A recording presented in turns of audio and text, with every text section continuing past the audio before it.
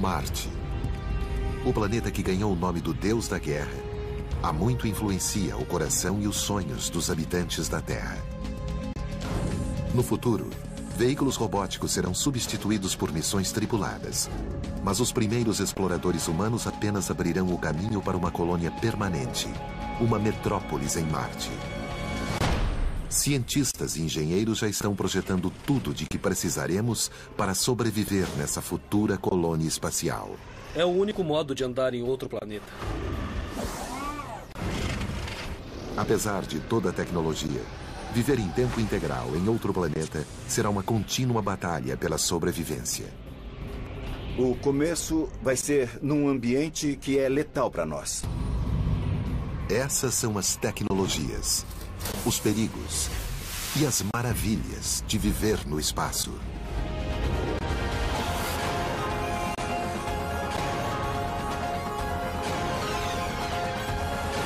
O universo, vivendo no espaço.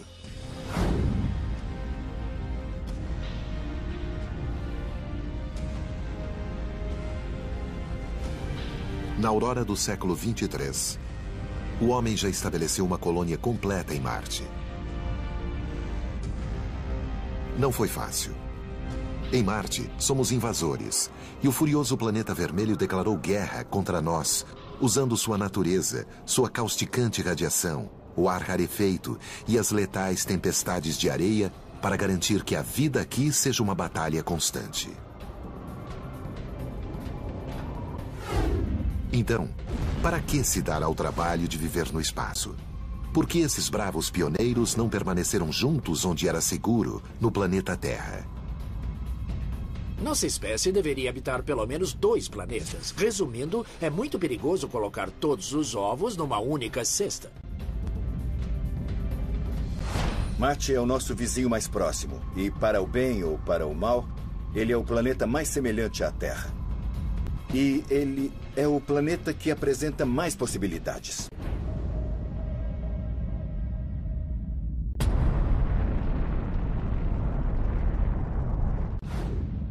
Não é apenas o dia de 25 horas e a composição semelhante das estações que tornam o quarto planeta a partir do Sol o melhor candidato a segundo lar da humanidade no cosmos. Outro recurso tornou Marte o cenário ideal para nossa colônia no futuro. Uma das primeiras missões dos astronautas é conseguir energia. E uma forma de energia está bem debaixo dos pés deles, no permafrost. No solo de Marte existe água congelada. Podemos purificá-la e torná-la potável. Também podemos separar o oxigênio e o hidrogênio para criar combustível, para gerar células de combustível que vão energizar nossa colônia em Marte.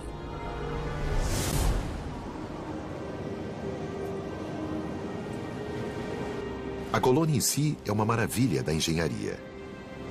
Mais de um cenário foi considerado para a construção de uma colônia permanente em Marte, incluindo um habitat subterrâneo. Porém, o mais familiar e consagrado foi escolhido para a colônia do século 23.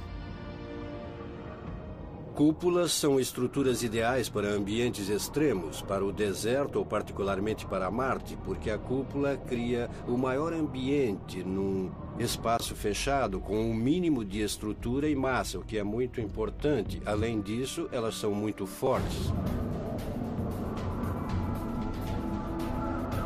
A base parece uma metrópole, uma série de cúpulas menores que se propagam a partir de um eixo central, como os raios de uma roda.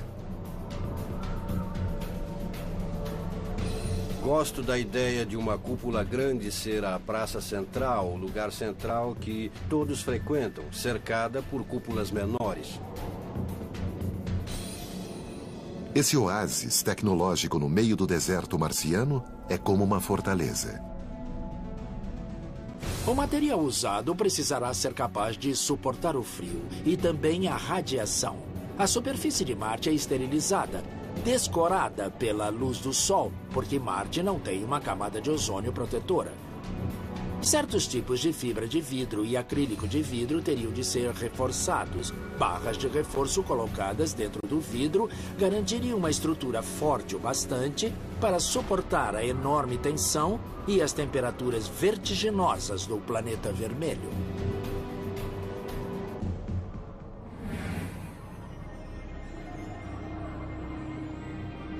A temperatura e a pressão dentro da cúpula devem ser estritamente controladas. Se esquentar demais, a pressão atmosférica dentro do habitat fará com que exploda como um balão de ar quente inflado demais. Mas, por enquanto, a cúpula cumpriu sua função de proteger o número cada vez maior de pioneiros. Apesar da grandiosa escala da cúpula, os colonos acordam a cada manhã em acomodações que são no mínimo espartanas. A vida em Marte vai ser muito estressante. As acomodações vão ser muito pequenas e desprovidas. Imagine viver assim durante anos. É muito claustrofóbico e muito diferente da Terra. Perde-se o contato com a grama, as árvores e o céu. Mas a recompensa é espetacular. A chance de viver sob um céu carmesim.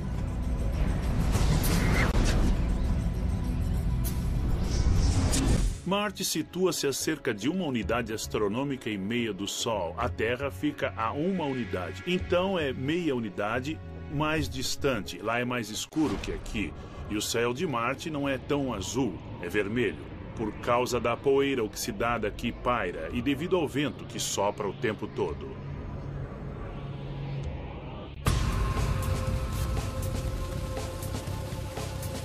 Para tornar esse planeta estranho mais acolhedor, os viajantes levaram ecossistemas artificiais. Mas as plantas não servem somente a esse propósito, pois cumprem a função vital de criar e sustentar um ambiente fechado para o habitat. As plantas não serão apenas alimento em Marte. Nós vamos obter o oxigênio de que precisamos graças a elas. Elas vão obter o dióxido de carbono de que precisam. Então será uma sinergia entre seres humanos e plantas.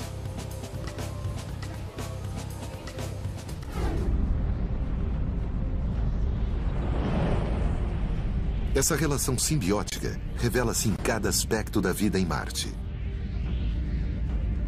Tal como num aquário, tudo é reciclado e nada é desperdiçado. Imagine que um aquário na Terra com peixes e algas seja isolado. Aconteceria uma reciclagem de alimentos com a conversão de resíduos em novos recursos, como dióxido de carbono e oxigênio e também nutrientes. Os peixes comem as algas e expelem resíduos sólidos. Estes se degradam devido às bactérias e se tornam nutrientes para que as algas se alimentem. Diferentemente do aquário, nós não poderemos importar estoques novos de água do mar, estoques novos de ar. Nossos descendentes espaciais precisarão dominar a arte dos ambientes autossuficientes, dos ciclos ecológicos de manutenção da vida para reciclar toda a água e todo o ar. E, se conseguirem, deverão ser tão felizes quanto peixes no aquário.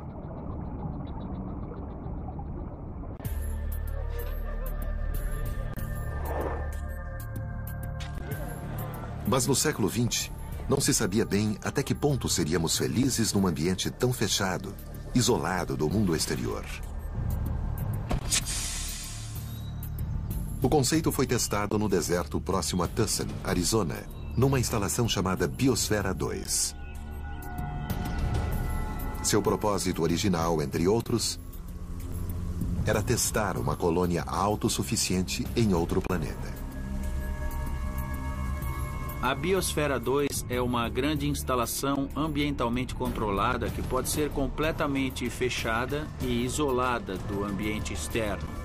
O ambiente interno pode ser totalmente manipulado para que diferentes regimes climáticos e diferentes biomas possam ser controlados dentro da instalação.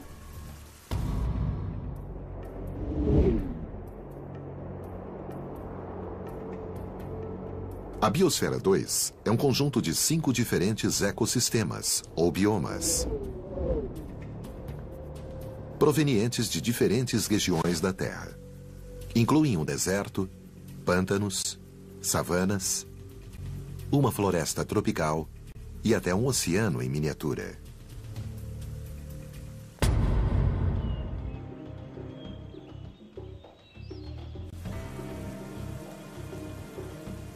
Esse ambicioso projeto foi isolado e testado pela primeira vez em 1991.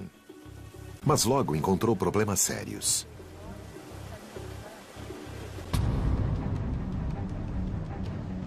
A certa altura, a equipe começou a exibir comportamento arriscado e até mesmo se dividiu em facções rivais. A missão inteira ficou ameaçada, até que descobriram que a falta de oxigênio era o motivo do comportamento beligerante da equipe. Verificou-se que o motivo era um detalhe aparentemente insignificante. O cimento dentro da estrutura não tinha secado corretamente. Como resultado, a estrutura de cimento absorvia mais oxigênio do que as plantas eram capazes de repor.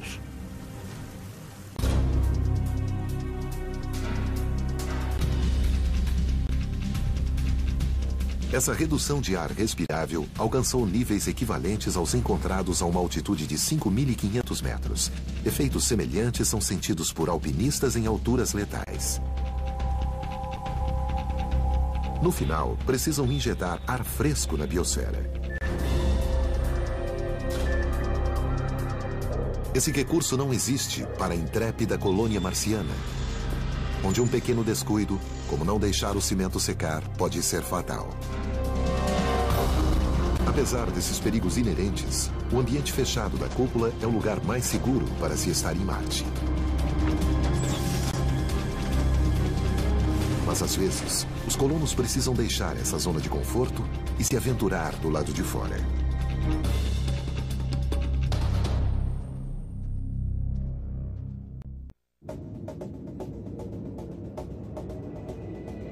Quando o Sol nasce sobre Marte, alguns colonos saem da cúpula para realizar as missões de pesquisa e manutenção do dia. O percurso os levará através das planícies vazias e oxidadas do planeta vermelho. Para cumprir a missão eficazmente, os habitantes precisam de uma alternativa para não cruzar o terreno a pé. No caso de Marte, não sabemos muito sobre o planeta e, se ficarmos num lugar só, vamos aprender muito sobre este local, mas não sobre todo o planeta. Então precisamos ser capazes de ter mobilidade e alcançar longas distâncias.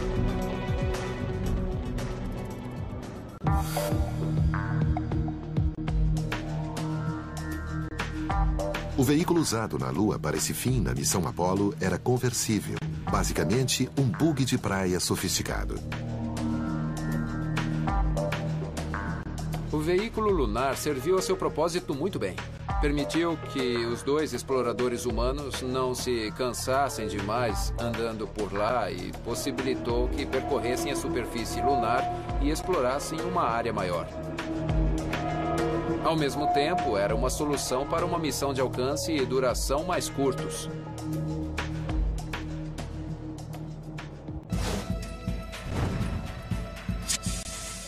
Mas a área a ser percorrida em Marte é muito maior. Este é o Chariot, o modelo mais avançado criado pelos engenheiros da NASA no século XXI. Além do revestimento dourado e do visual futurista, esse veículo espacial tem características que otimizam as viagens no espaço. As rodas são capazes de girar 360 graus e podemos dirigi-lo para os lados, para a frente ou em qualquer direção.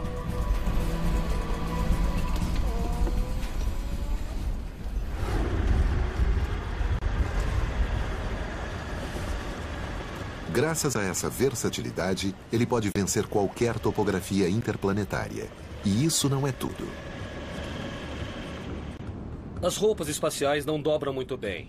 Então, mesmo que na cidade o modo mais óbvio de se andar em carro seja em assento, no espaço não faz sentido. Então projetamos essa interface ereta e a roupa se conecta a um anel aqui e todo o peso da roupa é sustentado por essa torre.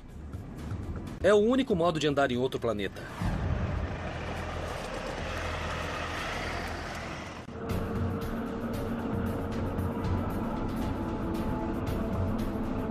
No entanto, Marte é um planeta grande e para chegar às suas regiões mais distantes, os cientistas precisam de roupas especiais. Preferem trabalhar com macacões, em vez de ficar horas dentro de uma roupa espacial pesada e incômoda. Isso só é possível se puderem manter um ambiente com pressão atmosférica semelhante à encontrada na Terra. É para isso que serve o veículo pequeno pressurizado.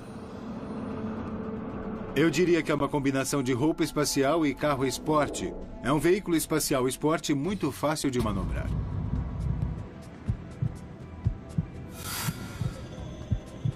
O chassi do Chariot forma a base do veículo pequeno pressurizado.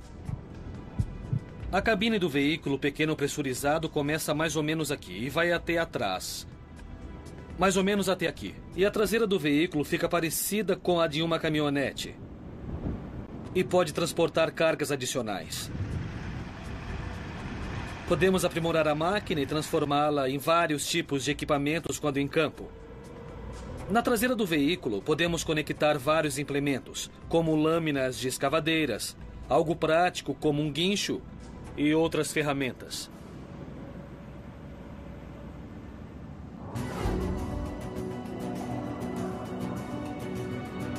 O veículo pequeno pressurizado, ou SPR, é só um pouco maior que o veículo da Apollo e tem velocidade máxima de 10 km por hora. Pode ser usado em missões de 3 dias a 2 semanas de duração e percorrer distâncias de até 800 quilômetros.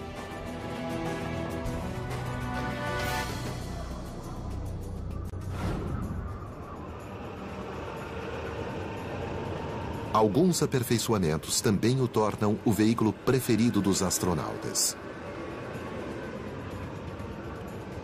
2 roupas espaciais ficam na parte externa do veículo pequeno pressurizado. Os passageiros no interior pressurizado podem entrar nas roupas através de uma escotilha e andar na superfície planetária depois de apenas 10 minutos.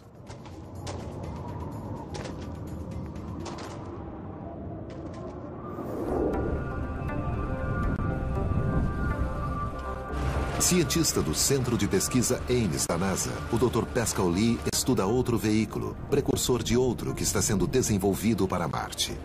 Ele uniu forças com Nick Baggerly, diretor executivo da Drive Around the World, uma organização de turismo de aventura. Veículos assim são fantásticos porque podemos utilizá-los de modo a fingir que estamos percorrendo ou atravessando outro planeta. Nós o construímos para que possam ir a qualquer lugar. Esse veículo está sendo preparado para uma expedição até a Groenlândia e depois para o Polo Sul. Podemos ver que haverá lugar, embora não muito, para todos os equipamentos e materiais necessários para explorar a Lua e Marte. E está dando a engenheiros e cientistas da NASA algumas ideias práticas sobre como projetar um veículo pressurizado para explorar Marte.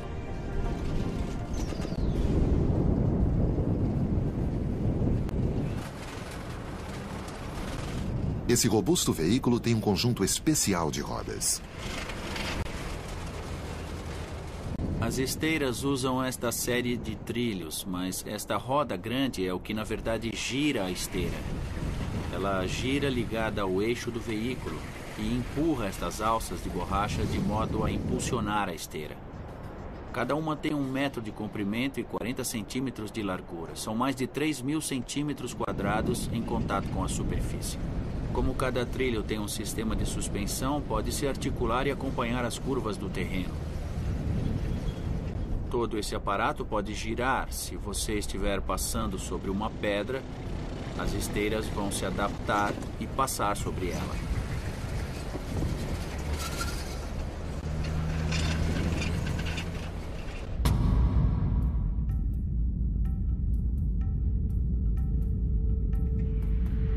Marte é um planeta arenoso. Terra, poeira e sujeira entram em tudo. Principalmente num veículo com rodas e partes móveis cujos mecanismos podem ser facilmente corroídos. O perigo é que um trilho se solte. Nós não queremos realizar concertos em campo.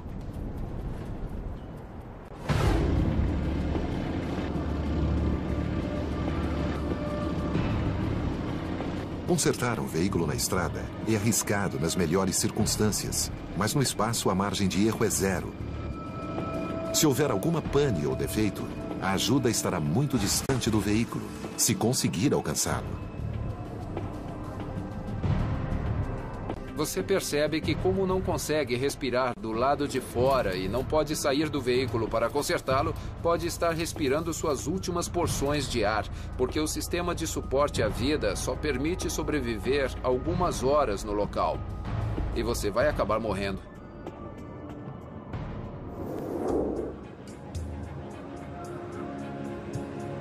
Felizmente, a NASA tem um plano de emergência. Uma das vantagens dos veículos pequenos pressurizados é que, como são relativamente pequenos e leves, podemos lançar dois. Então podemos utilizar um sistema com 2 veículos circulando juntos, com 2 astronautas em cada um. Eles percorrem longas distâncias e, se um deles quebrar, os 4 astronautas podem voltar juntos no outro veículo.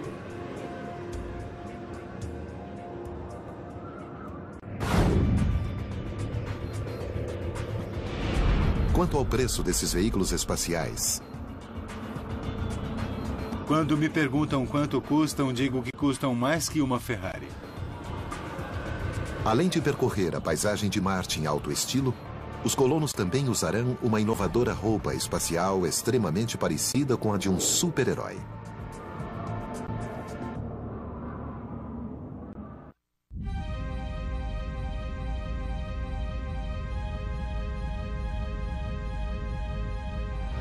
Uma das missões de pesquisa dos colonos de Marte é explorar o maior vulcão do Sistema Solar, o Monte Olimpo.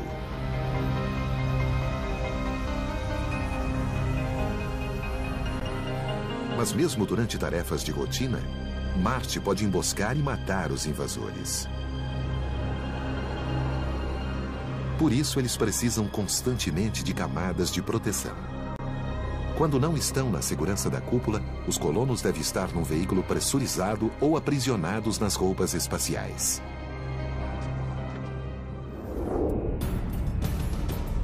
Depois de 4 saídas espaciais e de passar mais de 24 horas com as roupas espaciais, elas começam a pesar.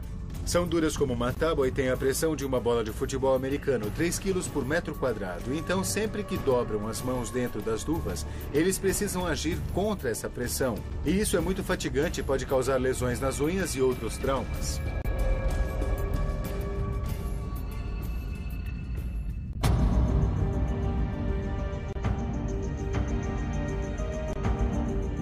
A roupa espacial precisa defender o frágil ser humano das numerosas ameaças espaciais.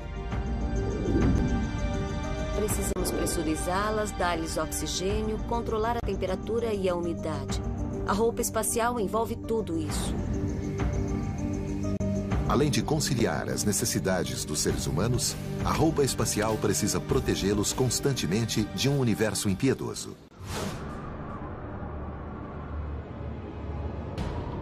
Uma arma letal e comum do arsenal de Marte é a tempestade dos micrometeoros.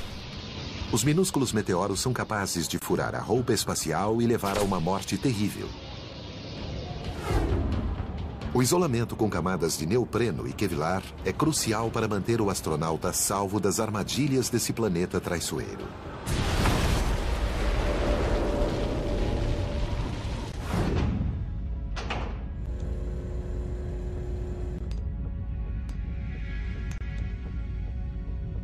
Por levar o sistema de suporte à vida, a roupa é volumosa e incômoda de usar.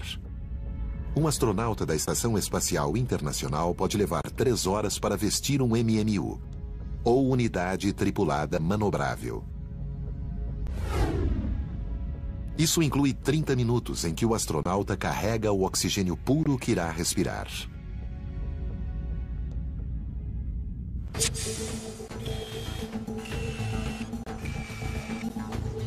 Mas no MIT, os cientistas usam a robótica para criar uma roupa espacial mais funcional, saída diretamente das páginas de uma revista em quadrinhos. O futuro da roupa espacial envolve locomoção, mobilidade e destreza. Precisamos de um design diferente, totalmente revolucionário em relação às roupas atuais. O astronauta em Marte com um biotraje será como um superatleta. O motivo de ir a Marte é procurar evidências de vida no passado. Então, é preciso se abaixar para procurar fósseis e indícios de vida. Então, o princípio básico do biotraje é proporcionar aos astronautas o máximo de mobilidade, mantendo o mínimo de consumo de energia. Isso é só um sistema mecânico, mas imagine que este fio fosse feito de uma liga com memória de formas. Então, enquanto eu giro isto, o fio se move e ajusta a roupa no meu corpo. Estamos aplicando a pressão diretamente sobre a pele, por isso a roupa se chama segunda pele.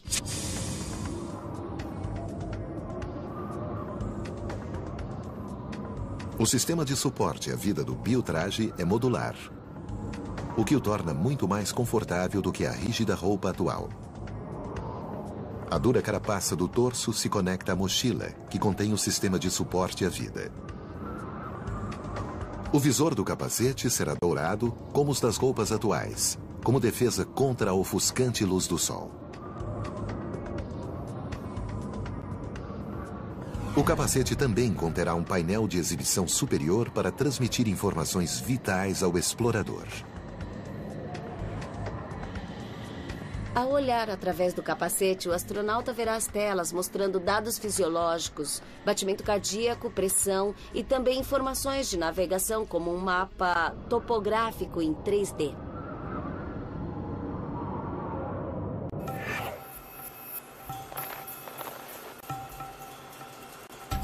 Geralmente, a única preocupação é que as roupas espaciais sejam seguras e funcionais.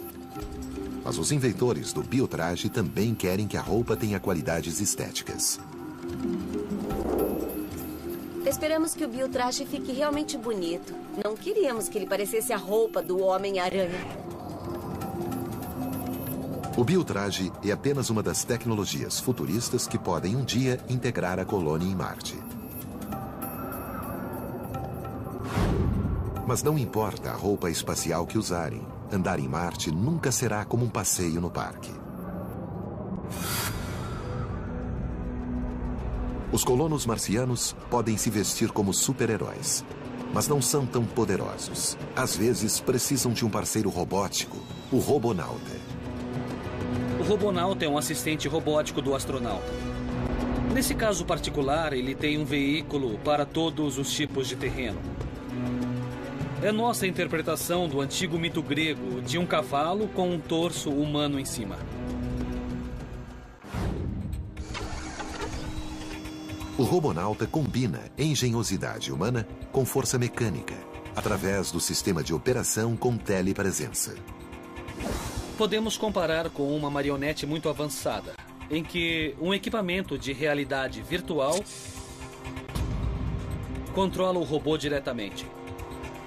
Seus movimentos são traduzidos para movimentos do robô. E um capacete LCD com 2 telas transfere-os diretamente para as 2 câmeras na cabeça do robô. Assim podemos realizar várias tarefas de modo muito natural.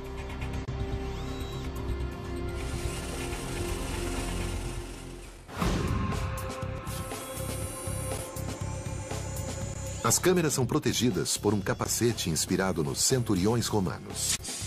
O robô também pode operar autonomamente, empregando sua própria inteligência artificial para executar tarefas pré-programadas.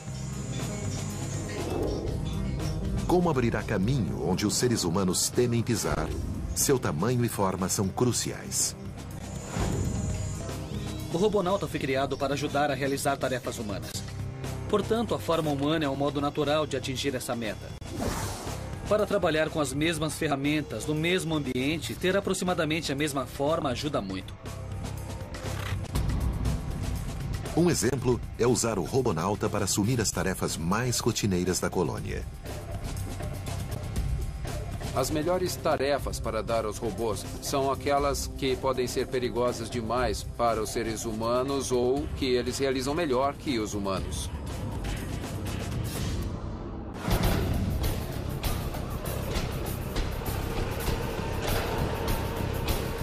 Mas o robonauta não é apenas um técnico. Seus outros talentos são cruciais para o sucesso da missão. Uma tarefa muito importante dos robôs é sair e explorar o terreno, procurando perigos, mas também regiões interessantes a serem exploradas.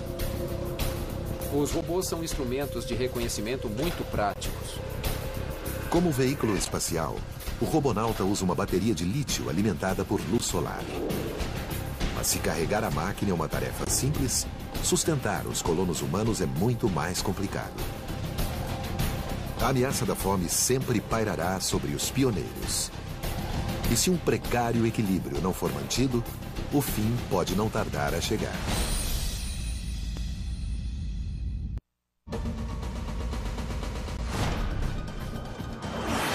Para os destemidos colonos de Marte no futuro, satisfazer as necessidades mais primárias pode ser um penoso desafio. Como a mais básica de todas: se alimentar. Custa cerca de $70 mil para transportar 1 quilo de qualquer coisa da superfície da Terra para a superfície de Marte, seja alimento, ou água, ou então ar. Devido ao custo proibitivo de importar várias toneladas de alimentos pré-embalados, todo pioneiro em Marte também será um agricultor. Mas para cultivar plantas em Marte, não basta lançar sementes no solo e regá-las.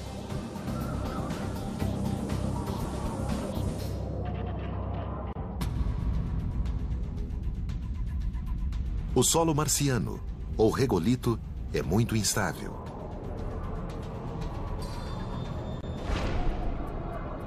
Até mesmo um vestígio de material tóxico pode significar a morte das plantações e a ruína da colônia. Eles não podem contar com o solo marciano para sustentar as plantas da Terra. Na Terra, há 2 modos diferentes de cultivar plantas. Podemos cultivá-las no campo ou então em estufas. As estufas são assim na Terra. Localizam-se na superfície do chão, usam a radiação solar natural e funcionam o ano todo, sem o perigo de meteoritos e radiação ionizante do espaço.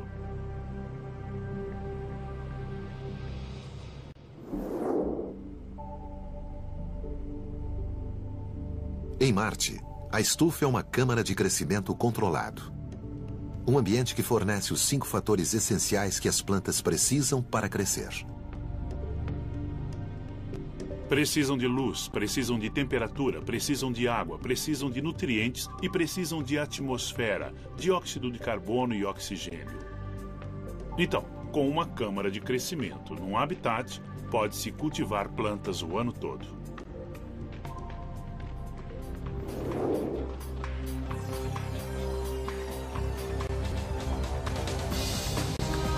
A maior parte delas são hidropônicas, um termo que significa cultivado na água. As plantas hidropônicas não crescem no solo, mas num caldo de nutrientes suspenso na água. Mas as plantas ainda precisam de luz e espaço para florescer, e espaço é o que mais falta. Pesquisadores contornaram essa exigência na área limitada de uma fazenda espacial usando diodos emissores de luz ou LEDs regulados com as cores do espectro para estimular o crescimento das plantas. A luz do sol é adequada para as plantas cujo único propósito é produzir oxigênio, mas essas câmaras de crescimento fornecem alimento para a colônia.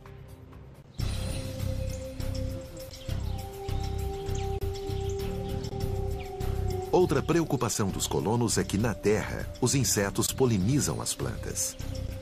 Então, será preciso levá-los para o espaço?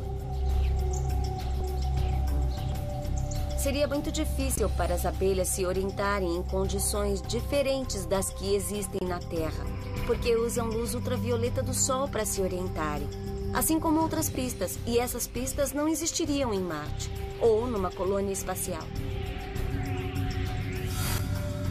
Um pouco de criatividade faz maravilhas.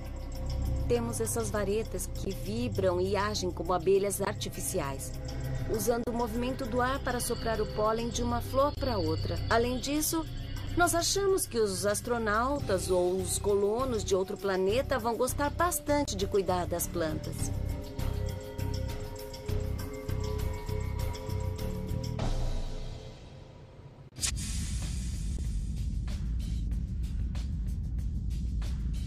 Mas outro importante elemento para o cultivo de plantas na Terra está ausente em Marte. Algo que nem a tecnologia é capaz de superar. A gravidade de Marte é apenas 3/8 da gravidade da Terra. Então haverá menos atração sobre as plantas. Na Terra, a gravidade afasta a água das raízes das plantas, permitindo que absorvam oxigênio.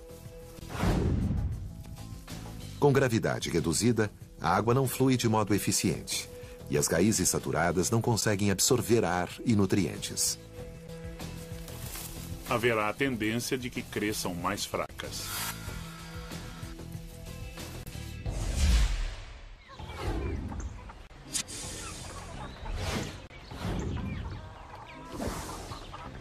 Mas que tipo de alimentos os colonos espaciais irão cultivar? Batata e alface, por exemplo. Tendo em vista esses ingredientes, o cardápio de um refeitório marciano poderá ser assim. No café da manhã, ovos mexidos e batatas refogadas. No almoço, um sanduíche com recheio de soja ou de cogumelo. E morangos de sobremesa. No jantar, massa com molho de tomate, salada e torta de batata doce de sobremesa.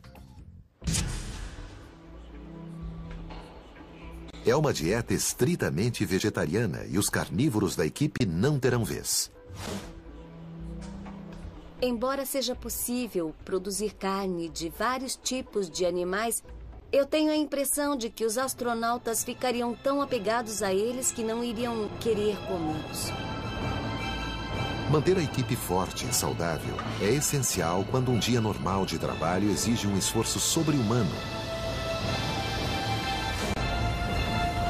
Como explorar um tesouro interplanetário que jaz logo além do horizonte marciano.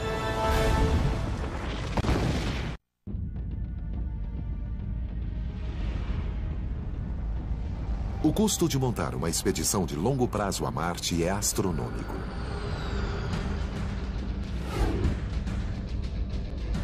Mas a maior recompensa pode estar além de Marte, onde existe um manancial de recursos extremamente valiosos que flutuam logo além do planeta vermelho. A maior fonte de meteoritos do planeta vem do cinturão dos asteroides e descobrimos que 85% deles são feitos principalmente de silicone, como a superfície da Terra. Mas cerca de 5% contém ferro. Podemos usar este ferro para produzir aço, a fim de criar estruturas, prédios, cidades e até mesmo uma civilização.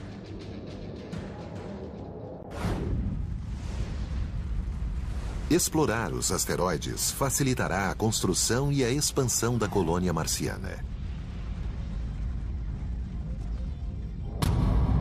A construção de novas instalações e espaçonaves e a manutenção e a atualização das antigas serão feitas com os minérios extraídos do cinturão, depois de refinados e processados.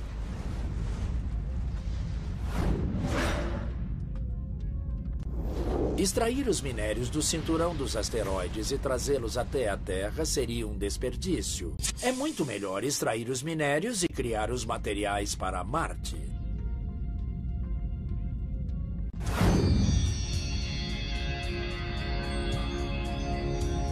Mas há outro motivo para garimpar esses rochedos espaciais. Se derretêssemos um asteroide de 1 quilômetro, estima-se que nós conseguiríamos toda a produção de aço mundial por 1 ano, toda a produção mundial de ouro e prata por 10 anos, toda a produção mundial de elementos do grupo platina por 1000 anos. Então, é aí que estão as riquezas, se a motivação for essa. Um asteroide com um diâmetro superior a 800 metros teria massa de 2 bilhões de toneladas. Um peso equivalente a 20 mil porta-aviões da classe Nimitz. Um asteroide desse tamanho pode conter níquel, cobalto e platina, no valor de mais de 150 bilhões de dólares. E é um asteroide pequeno. Alguns se aproximam das dimensões de um planeta.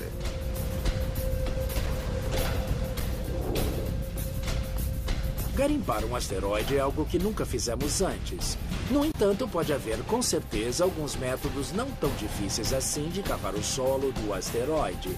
Um deles seria o raio laser. Podemos usar a tecnologia para fazer com que os raios laser penetrem o material do asteroide.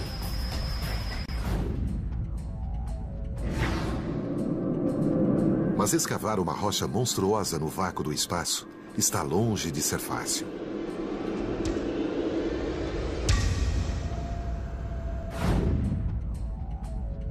A radiação no cinturão dos asteroides é muito forte, principalmente porque Júpiter emite uma quantidade enorme de radiação. Isso significa que os mineiros da superfície do asteroide podem ter de viver no subterrâneo, dentro do próprio asteroide. Isso lhes daria alguma proteção da radiação do Sol e também de Júpiter e do resto do espaço se vivessem dentro do próprio asteroide. Talvez seja melhor deixar essa tarefa para homens de ferro. Como o cinturão dos asteroides é tão distante, talvez a 500 milhões de quilômetros de distância, talvez tenhamos de usar robôs. Os robôs serão relativamente baratos, não precisam de suporte à vida e não precisam voltar.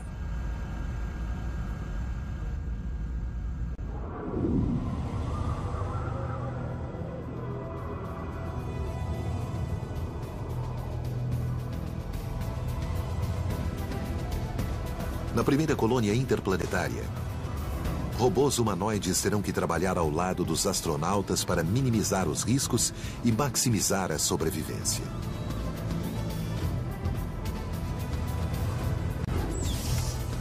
Em todos os aspectos, o cotidiano em Marte será a aventura radical máxima.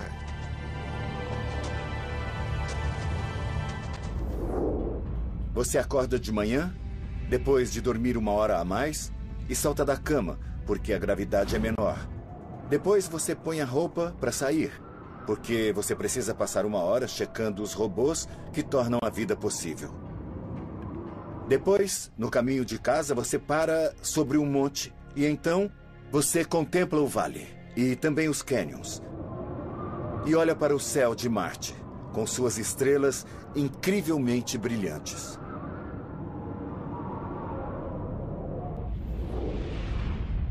Explorar a superfície de Marte será uma aventura fantástica. Há paisagens de beleza inimaginável. Algumas completamente estranhas a nós. Há milhares e milhares de quilômetros de terreno a percorrer em todas as direções. Será um reino fantástico para os cientistas.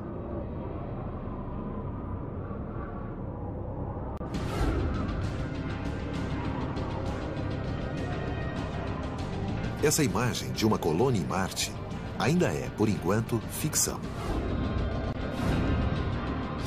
Permeada pela melhor ciência do século XXI.